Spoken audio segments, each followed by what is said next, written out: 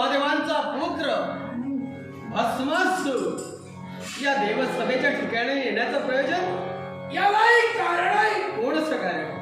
या देव दरबारात मी येण्या अगोदर हा तुमच्याजवळ एक व्यक्ती आली.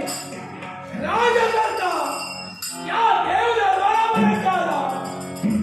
सत्य भस्मासूर, तुझ्या मुखाने निघणारा प्रत्येक शब्द त्रिवार सत्य. पण मला सांगाव, या देवसभेच्या ठिकाणी आपण उपस्थित आहात, त्याचप्रमाणे राजकर्ते सुद्धा इथं आले, पण आपण हा प्रश्न विचारताय यालाही कारण आहे. कोण सगळं? फक्त मला हवाय तो राजकर्ता. आणि राजकर्ता हवाय अपेक्षेला या देव दरबारापर्यंत या भस्मासुराला यावं लागलंय. हे भस्मासूर, या देवराजाला जाणून घेण्याची इच्छा आहे की त्या राजकर्त्याची प्राप्ती तुम्हाला कशासाठी हवी आहे? एका गोष्टीसाठी हा माझ्या पितृदेवतेला अंगाला चर्चित करण्यासाठी लावणारा चिताभस्म मी प्रतिदिन घेऊन जातो. त्या चिताभस्म मला मिळाला नाही म्हणून तो सात्विक, धार्मिक आणि परोपकारी असेल अशाच व्यक्तीचा चिताभस्म माझी पितृदेवता चर्चित करते. हा त्या चिताभस्म मला मिळालं नाही म्हणून एकच व्यक्ती माझ्या नेत्रासमोर सात्विक, धार्मिक आणि परोपकारी अशी व्यक्ती म्हणजे राजकर्ता. भस्मासूर, सतत तू शंभू महादेवांचा पुत्र आहे आणि शंभू महादेव आमच्यासाठी कोणी परके नव्हे. या विश्वाची लय करती देवता आहे ती.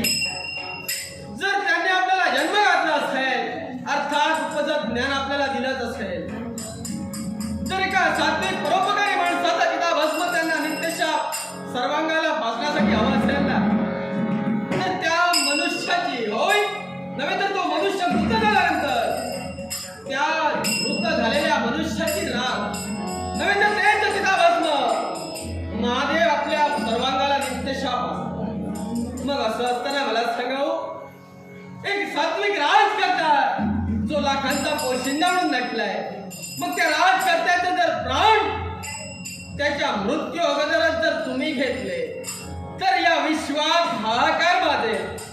कारण या विश्वात जन्माला आलाय त्याला मृत्यू आहेच, पण त्याच्या मृत्यू ठवडाढवळा करण्याचा अधिकार आम्हा देवतांना सुद्धा नाही.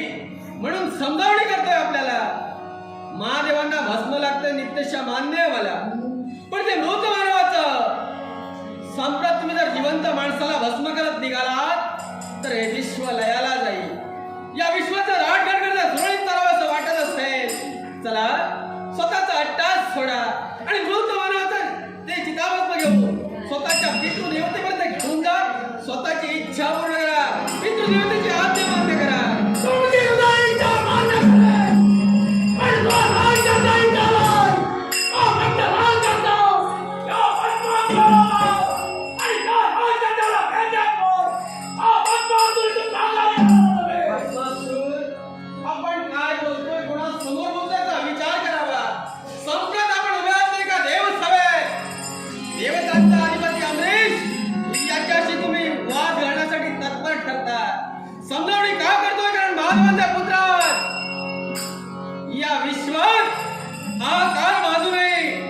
तुमचं आमचं काही वैरत्व नाही याच्यासाठी समजावणी करतोय. स्वतःच्या इच्छेसाठी पितृ आज्ञेपायी स्वतःचा अट्टा जर अशा तऱ्हेने पूर्ण करत असाल, नाविलाज देवराजाचा होईल. निश्चितच संघर्ष घडेल आणि त्या संघर्षात ना तुमचा बळी केला जाईल. जीवन मरणाचा विचार या भस्मासुराला केला नाही. स्वतःच्या बापाच्या इच्छेसाठी हे पिता भस्म घेत झाला.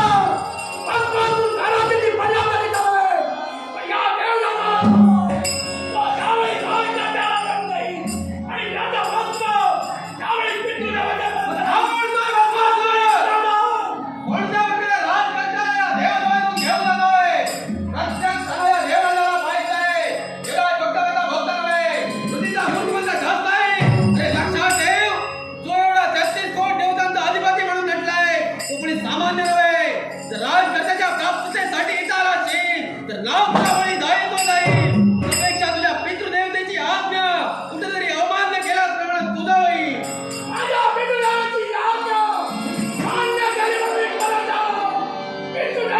हा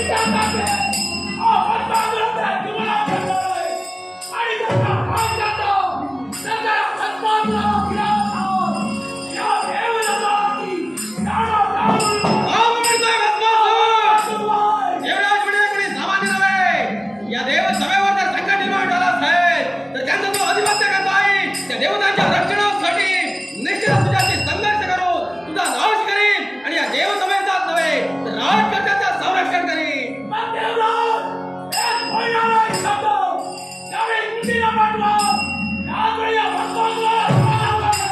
मग मरणाचे डोळे तुम्हाला आले असतील तर नाविलाज या देवेंद्राचा.